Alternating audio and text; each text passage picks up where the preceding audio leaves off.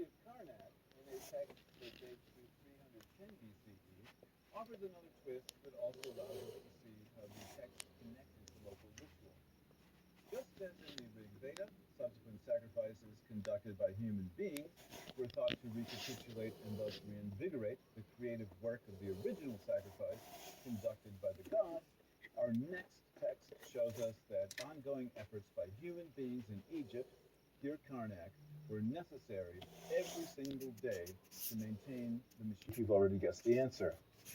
The city of Karnak, in a text that dates to 310 BCE, offers another twist that also allows us to see how the text connected to local ritual.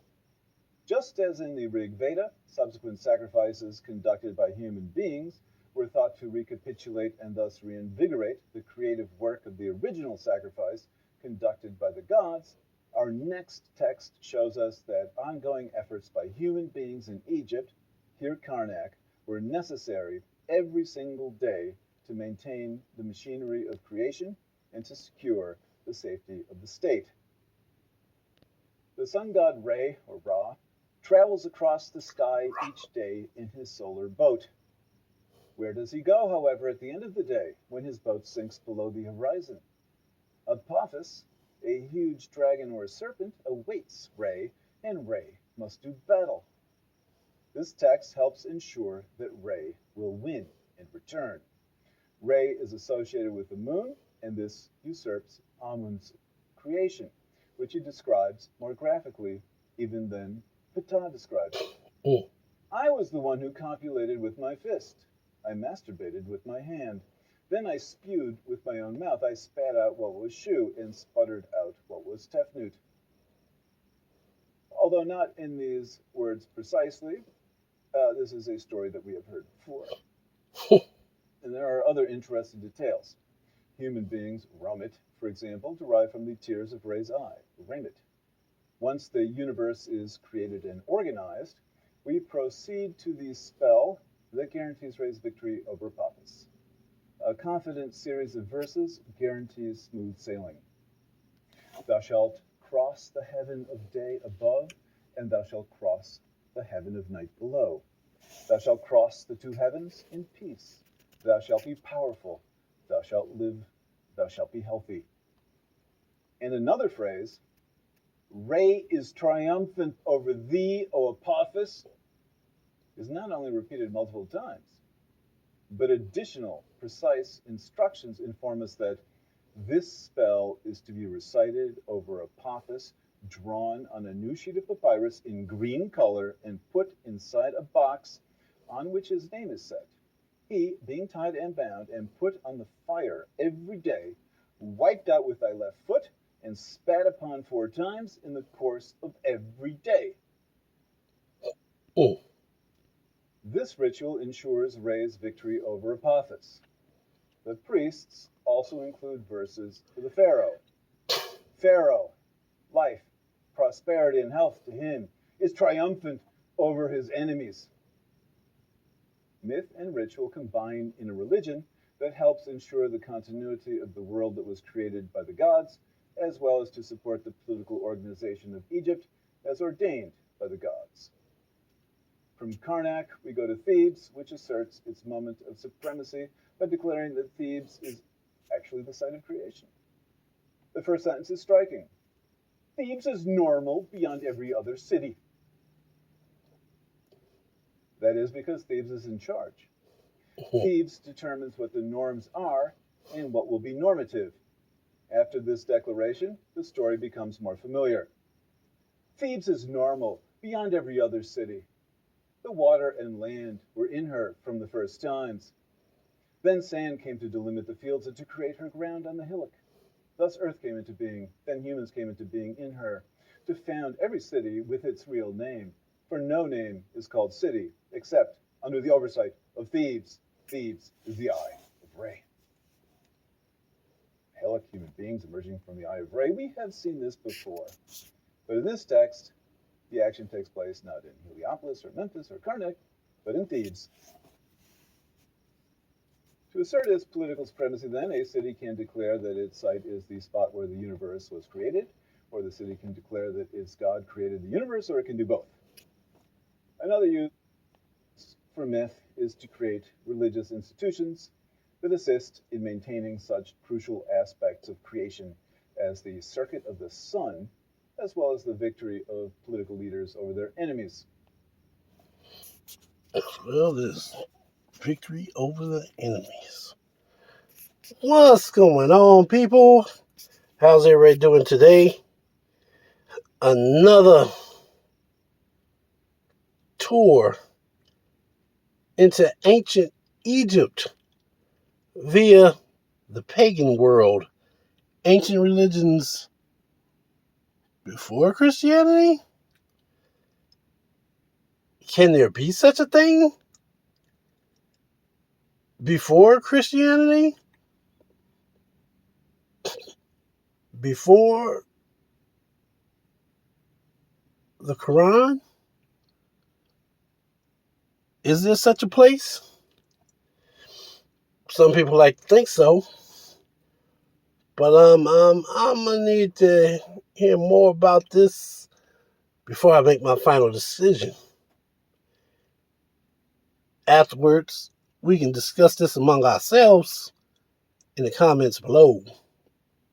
Let's trade ideas, get on the same page, unite our thinking to become stronger as a people. And now, Professor Hahn will guide us through ancient religions, continuing down the road of ancient Egypt and its gods. Let's go. Mesopotamian and Egyptian myth and religion were deeply connected with the political machinery of advanced and highly organized societies. It will take the comparatively much less civilized Greeks and Romans some time to catch up to the social organization of their predecessors. For this reason, although we will in our next lecture travel forward in time when we travel to Bronze Age Greece, the intersections of myth and religion will be tied to a much simpler social organization. But we will not leave Egypt completely. When we travel to the shrine of Zeus at Dodona in northwest Greece, for example, we will travel to a shrine that traced, rightly or wrongly, its origin to the shrine of Amun at Thebes. The ancient world was interconnected. I look forward to seeing you again soon. In the meantime, may your studies as well as your nights and days be auspicious. And we're back.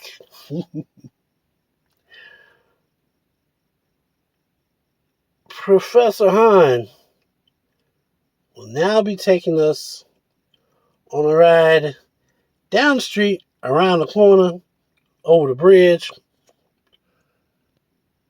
to go check out some Greek, ancient Greek culture when it comes to religion. That being said, let's go. Today we turn to ancient Greece, which by now should not seem especially ancient. We begin our investigation a mere 2,700 years before our own time. Greek myth is well known. Homer's name, too, is famous, as are his epics, the Iliad and the Odyssey. On the other hand, Homer's roughly or slightly younger contemporary, the poet Hesiod, is perhaps not quite so famous outside classical circles.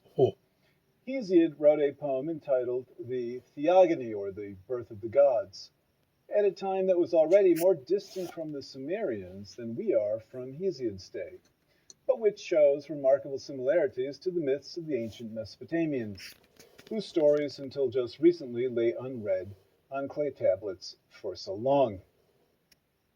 Hesiod, by way of contrast, wrote in Greek, a language that has been in continuous use from his day to ours.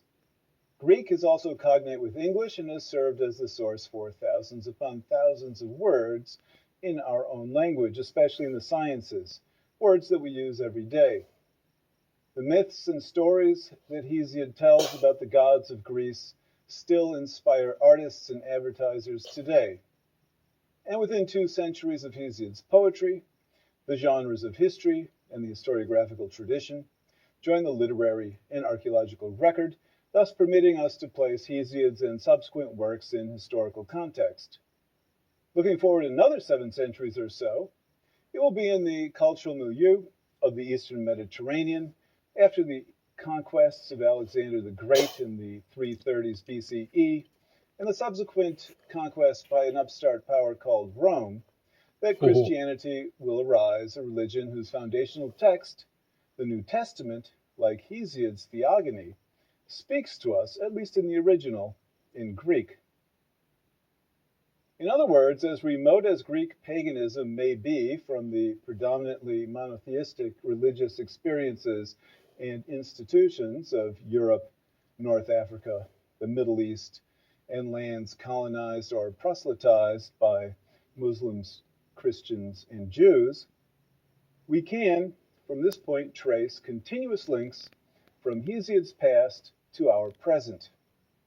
This is not to say that substantial links do not exist to the other traditions that we've already introduced from Mesopotamia and Egypt, but those connections remained hidden from view until archaeology and linguistics unlocked them, again, only more recently. India, too, enjoys a continuous experience that goes back to antiquity, but this course focuses primarily on the ancient Mediterranean. In short, although they are no longer worshipped, Greek gods and their stories have remained familiar. Our task today will be to make them less familiar, and thus I hope offer some clearer insight into their religious culture. Our aim will be to move from myth to religion. Like the Mesopotamian gods, the Greek gods are born in successive generations that supplant or succeed each other. The process. Alrighty then. Now we're getting ready to get into Greek version of paganism in the ancient world. As much as I would like to continue on, let's take this in small samples until we can get to the main course. I had my doubts at first about Professor Hahn, but it's turning out not to be so bad. Learning a lot. I hope you guys are learning a lot as well. So, with that, I'll talk to you on the next episode.